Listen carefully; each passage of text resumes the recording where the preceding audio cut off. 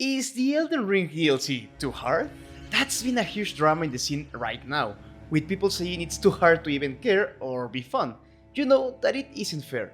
And even though I think there's a really easy answer to this drama, I'm going to have to talk a little bit about the game before answering. To number 1, make a clear statement and making sure you understand my answer, and number 2, I need this video to be a little longer to please the YouTube algorithm and maybe finally appearing in your recommended page. So, we all know the Soul games, games that became popular because of their amazing art, hidden lore, and their difficulty, games that fulfill the promise of making you feel powerful enough to take on gods and dragons with just your bare hands, like a mirror! But contrary to games like Zelda, Dragon Quest, or Pokemon, fantasy games that paint you a beautiful world where you wanna hang out, you know, make a delicious carne asada near the lake in Hyrule Field, or do some yoga in the Viridian Forest. Dark Souls is a dark fantasy game, commonly known as a genre that does everything in its power to make you wanna reject the world and get the hell out of there as fast as you can. I mean, you wouldn't wanna spend a night in the cliffs, right? I said right, you sicko. Yeah, I'm talking to you, Steve. The world of Elden Ring is an atrocious one, filled with death and sickness everywhere. A real dark fantasy written by a small indie writer, George R.R. Martin. I don't know if you heard of him. He has an anime adaptation or something of a little story that had amazing character work, giant world building, smart as fuck dialogue, and then an ending that kinda fucked up the rest of the story, making the whole product drop in quality. Not that one, the other one, dude. Yeah, that's the one. You see, he has a little experience when it comes to making an inhospitable world, and Elden Ring fulfills the promise of living in a world like that. Everything is going to try to kill you, everything is going to be horrible looking. You can't tell me it doesn't look like a penis. And that's why the difficulty of the game is part of the storytelling. No one said fighting a giant fucking dragon that shoots lightning was going to be easy. It really makes a cinematic experience that sells you being in that fight. There's pandemonium everywhere. So, of course, it is going to be hard. And making it easier will break the world they are giving us. This is part of the experience and it's not for everyone, of course. But if you like a little challenge and a medieval high fantasy world, you are going to love this shit. You are going to share the experience of being thrown into an unforgiving world with nothing but your wits with a lot of us. And it's an amazing ride. Of course, you're going to get your ass beat. It's part of the experience. But you'll see how try after try you're going to start getting better and getting closer to beating whatever roadblock you found. And that amazing feeling after beating a giant motherfucker stopping you in your tracks is just... chef's kiss. And I mean, it's an RPG. If you're stuck, you can try to level up and just one-shot a thing that is giving you a hard time, or get better equipment and summons to help you a little bit more in a battle. But the skill check is still there. You're going to need to dodge at least one attack. Let's say you are really overleveled and you kill the enemy in 2 hits, but to get to hit him the second time, you'll need to dodge a full combo from the enemy. So, at your first try, you jump and hit that mofo, and it quickly swings at you and kills you. So, at your next try, you attack it, and after attacking, you sprint away to gain some distance, and you successfully dodge the first swing. It doesn't reach you, but the second swing it does covers the whole area and kills you. You weren't prepared. So, at your third try, you hit it, run to dodge the first one, and then you try to roll the AoE swing, but you mistime it and you die. Then, on your fourth try, you punch it, run, and then perfectly dodge the AoE swing with a roll. Yes! You did it! But, oh my god, here comes a second AoE swing, a surprise one too, you know? But because you recognize the animation from the previous swing, you roll at the exact time needed to dodge it, and you roll straight to the enemy, and you hit him a second time, giving you the victory. And your heart is pumping, you are sweating, your adrenaline is through the roof, and you drop one of these. Giving you that feeling of accomplishment these games are so fucking good at creating. So even if you are overleveled, you are going to need a little bit of skill. After all, you are putting yourself out there against these dangerous creatures that the team of FromSoft so perfectly crafted. Even if your character is the second fucking coming of Jesus Christ, it was you the one holding the controller, who dodged, read the situation, in a mere second, adapted and fucking conquered. It was you who leveled up at that moment, not McFart39 or whatever you called your poor tarnish. That's why when talking to my friends, I compared the experience of Elden Ring to one of my favorite genres out there, fighting games.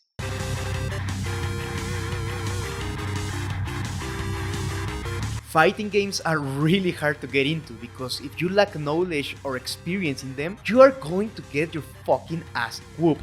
Huh, sounds familiar? But after getting your ass clapped and clapped and clapped, like I said, it's really hard to start from zero. You're going to learn how to read openings in your opponent attacks, and you're going to mess up your combos less and less. And you're going to learn that mashing A and hit shift, use hold back to block, punch, and profit.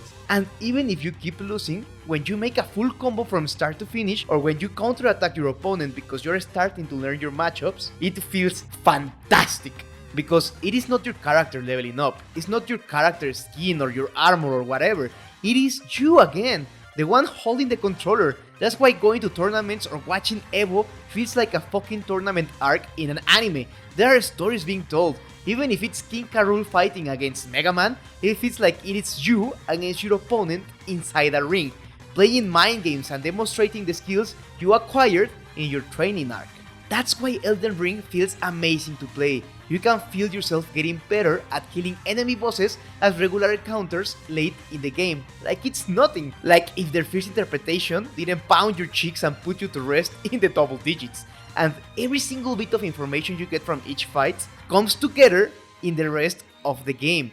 Just look at the Tree Sentinel. It teaches you about AoE attacks, about how some enemies drag their attacks, and the dodge timing always comes to when the animation of the hit starts, no matter how much they take winding up the swing.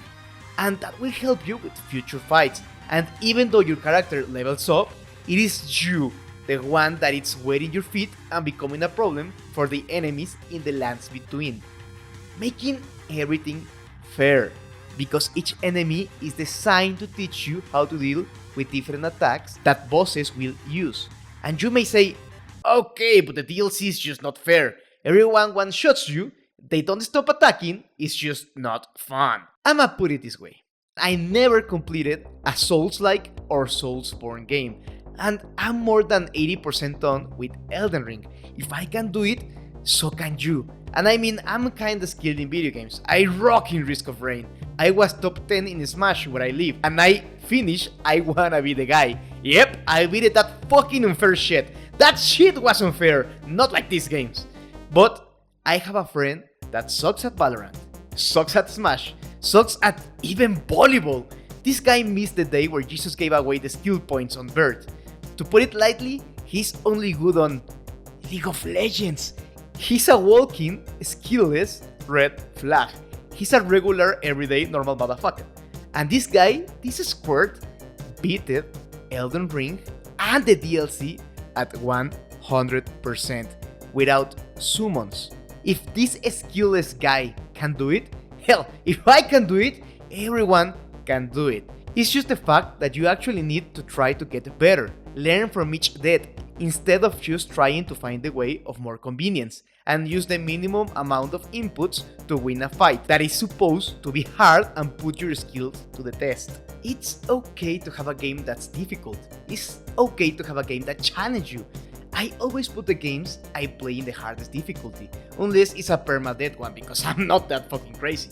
I like the extra challenge. I like to play the games how it is intended with a little bit of extra spice. I like counting my bullets in Resident Evil 4.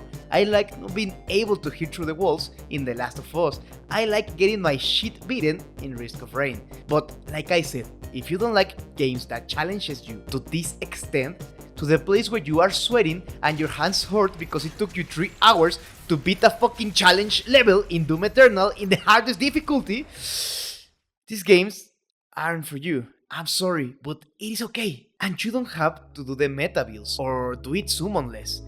Fuck it, if there is a weapon that you like, use it. The game is designed to be beatable with whatever, and the summons are part of the game. The creator uses them. I don't use them because, like I said, I like some extra spice, but if you aren't using them, You literally are doing a challenge run. You are nuzlocking Elden Ring. The game gives you so much freedom in how you want to build your character that it will be a disservice to only use the meta builds and not experiment with all the summons and magic there is. If you want your character to throw a fucking lightning spear, do it! Fuck what everyone says. You're always going to be playing the game wrong for someone else, but you're playing it for yourself, not for those guys. Just have fun. A friend of mine made faces when I was talking about the upcoming Black Wukong game, because he told me he is sick of soul-likes. And I get it, I'm sick of M2. I think everyone wants to sell the same experience instead of just trying to add something new. That's why the craft game is so cool. The different shells, the platforming with the hook, and the GameCube feel in the best way possible. I don't say GameCube because of the graphics or anything. It just feels like a GameCube game, like Metroid Prime or something like that. It's amazing. It feels nostalgic and it adds to the formula instead of it just being Dark Souls, but you got a lantern. And when I asked him if this hate comes from his lack of skill and not having the will or simply lacking an interest in getting better at this kind of games, he said, yes, cold turkey, because this isn't a game from him. He doesn't want to get beaten up to the point of becoming a total chad that destroys their enemies. He just wants to lay down and chill while romancing Shadowheart or trying Stardew Valley for the first time. And that's okay.